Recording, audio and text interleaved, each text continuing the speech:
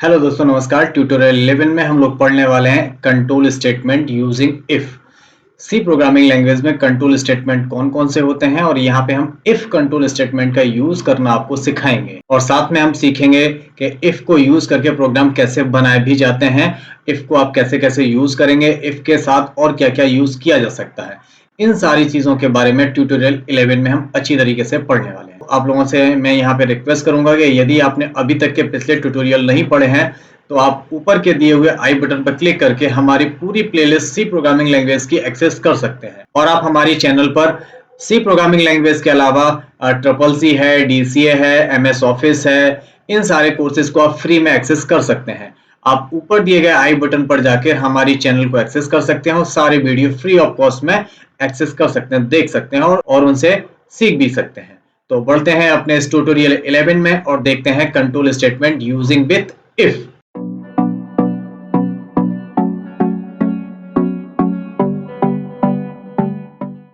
दोस्तों, हम इफ को कंट्रोल स्टेटमेंट भी बोलते हैं सी प्रोग्रामिंग लैंग्वेज में। कंट्रोल स्टेटमेंट इसलिए बोलते हैं कि ये हमारे प्रोग्राम के चलने के प्रक्रिया को कंट्रोल करता है, नियंत्रित करता है।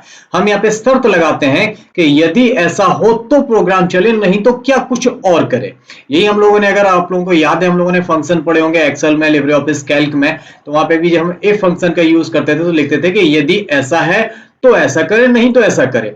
बस वही, इसी को हम बोलते हैं कंट्रोल स्टेटमेंट। इससे हमारे प्रोग्राम में कंट्रोल लग जाता है, एक नियंत्रण होता है। इसमें हम कंडीशन लगा सकते हैं कि कंडीशन अगर हमारी ट्रू है तो ये टास्क परफॉर्म करे, कंडीशन अगर हमारी फॉल्स है तो ये वाला टास्क परफॉर्म करे। तो इसको बोलते हैं हम कंट्रोल स्टेटमेंट यूजिंग इफ के साथ यूज करेंगे। इसका मतलब क्या होता है ये देख लेते हैं। तो यहाँ पे पहला पॉइंट आपके सामने जो दिख के आ रहा है, लिखा है कि इफ, जो इफ स्टेटमेंट है in C is a decision making statement. एक डिसीजन लेता है, एक निर्णय लेता है कि आपका कंडीशन आपने दी है कि वो कैसा है, यदि वो ऐसा है तो क्या करना है, ये इफ डिसाइड करता है आपके सी के प्रोग्राम में। अगला पॉइंट क्या है देख लेते हैं कि it is used to execute a block code based on the value given the expression. इसका मतलब ये हुआ कि ये उसी ब्लॉक को एग्जीक्यूट करेगा जो आपकी जो कंडीशन, आपने जो सिंटेक्स दिया है, यदि वो ट्रू हो रहा होगा तो ट्रू के ब्लॉक को ये एग्जीक्यूट करेगा। अगला पॉइंट है कि it is one of the core concept of C programming and it is used to include conditional code in one program. इसका मतलब यही हुआ कि हम सी के प्रोग्राम में बहुत कंडीशनल वाले कोड को यूज कर सकते हैं। तो आपको समझ में आ गया होगा कि हम इफ कंडीशन कैसे यूज करते हैं। तो दोस्तों, अब देख लेते हैं कंट्रोल स्टेटमेंट कितने प्रकार के होते हैं सी प्रोग्रामिंग लैंग्वेज में। पहला होता है एक सिंपल इफ स्टेटमेंट। हम सादा सिंपल एक इफ यूज करके अपना प्रोग्राम बना सकते हैं। दूसरा होता है इफ के साथ हम एल्स भी यूज करके प्रोग्राम बना सकते हैं। दूसरा होता है एल्स के साथ इफ यूज करके प्रोग्राम बना सकते हैं। तीसरा होता है नेस्टेड इफ एल्स, मतलब इफ के अंदर एक और इफ, यानी कंडीशन के अंदर कंडीशन, शर्त के अंदर शर्त।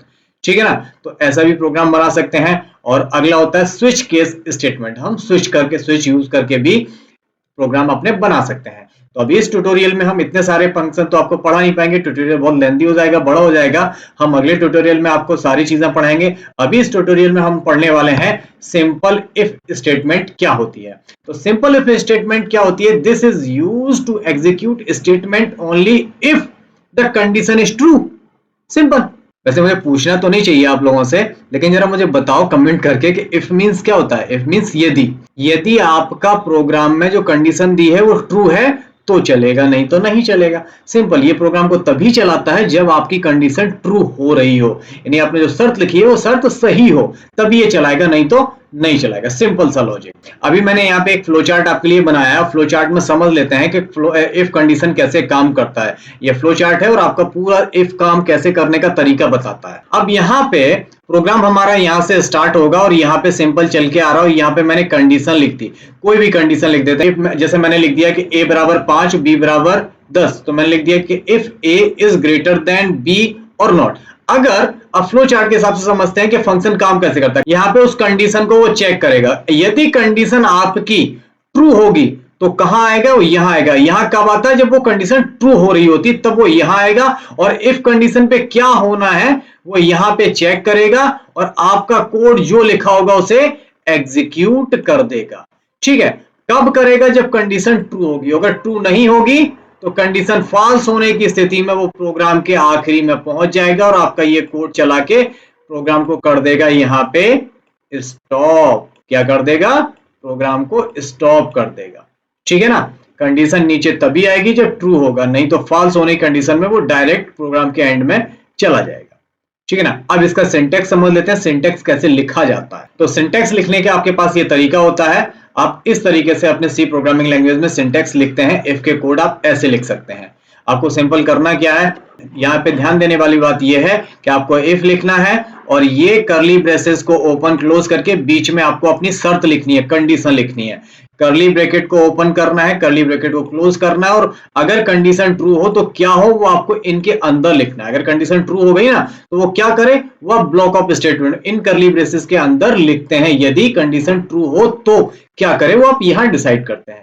प्रोग्राम कैसे इसमें लिखा जाता है वो हम आपको एक प्रोग्राम सैंपल यहाँ पे बना के भी दिखा रहे हैं और उसको चला के भी दिखाएंगे। तो मैंने यहाँ पे आपके लिए एक प्रोग्राम बनाए हुए हैं कुछ, और ये एक प्रोग्राम ये है और एक दूसरा प्रोग्राम ये है। ये दोनों प्रोग्राम क्या कर रहे हैं ये देख लेते हैं और समझ लेते हैं, फिर इनको हम आपको चला के भी दिखाएंगे कोड ब्लॉक पर कैसे चलते हैं।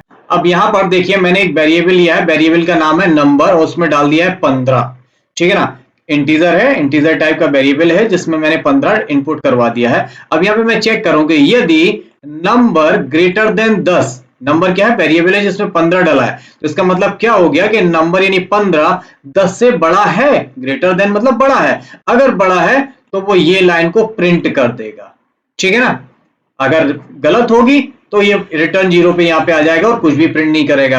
दूसरे प्रोग्राम में मैंने लिया है 8, नंबर इज इक्वल टू 8 लिया है और नंबर को कह रहा है कि नंबर इज ग्रेटर देन 10। अगर ये है कंडीशन ट्रू तो ये प्रिंट करेगा, नहीं तो नीचे आ जाएगा। सिंपल, इस तरीके से आप प्रोग्राम इसमें लिखने वाले हैं। अब इसको हम आपको लाइव चला के भी दिखा देते हैं कोड ब्लॉक पे, दोनों प्रोग्राम एग्जैक्टली करते कैसे काम है देख ले। अब देखिए मैंने यहाँ पे एक प्रोग्राम बनाया हुआ है, इसमें इफ का यूज किया है और कुछ प्रिंट भी करवाया है। अब मैंने क्या किया हुआ है इस प्रोग्राम में, जो मैं अभी दिखा रहा था वही मैंने सेम प्रोग्राम बनाया। मैंने यहाँ पे नंबर लिया और नंबर में अभी 0 डाल दिया, आप ना भी लिखते तभी कोई दिक्कत नहीं है। मैंने यहाँ यूजर से इनपुट करवा रहा हूँ एक नंबर, और यहाँ पे मैं चेक करूँ कि जो यूजर नंबर इनपुट कर रहा है वो अगर ग्रेटर देन 10 से ज्यादा हो तो ये लाइन प्रिंट कर दे। कब प्रिंट करेगा? यदि वो नंबर 10 से ज्यादा होगा तो।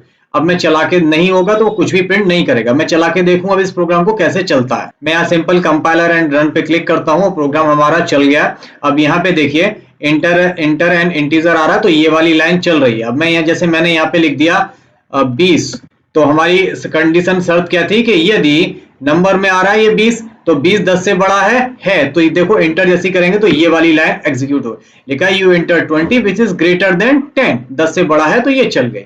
ठीक है ना? अगर मैं यहाँ पे दोबारा से एग्जीक्यूट करता हूँ और दोबारा से मैं एक इनपुट देता हूँ कि भाई मैंने लिख दिया यहाँ पे 5, तो देखो 5 करने पे ये कुछ भी नहीं करेगा क्योंकि कंडीशन फॉल्स है। इफ ट्रू नहीं हुई ना, ट्रू नहीं हुई तो कंडीशन यहाँ पे कुछ भी उसने नहीं किया। एग्जैक्टली सी का प्रोग्राम इफ यूज करने पे ऐसा ही करता है। यदि वो कभी कब काम करेगा, यदि कंडीशन ट्रू होगी तभी वो ये वाली लाइन प्रिंट करेगा, और यदि ये वाली कंडीशन गलत होती है, फॉल्स होती है, तो सीधा आपके प्रोग्राम से बाहर आपको निकाल देगा। This is the use of if statement. तो दोस्तों मैं यहाँ पे उम्मीद कर रहा हूं आपको सिंपल इफ यूज करना अच्छी तरीके से समझ में आ गया होगा। इसी के और भी हैं, नेस्टेड इफ है, इफ के अंदर है, एल्स इफ है, इफ एल्स है, स्विच केस है। ये हम आगे ट्यूटोरियल में क्रमबद्ध तरीके से पढ़ने वाले हैं। ट्यूटोरियल में हमारे साथ बने रहिएगा, सारे वीडियोस देखिएगा, तभी आप इफ को अच्छी तरीके से यूज करने वाले हैं। मिलते हैं इफ के अगले ट्यूटोरियल में, तब तक अपना ख्याल रखिए। टेक केयर, गुड बाय, जय हिंद।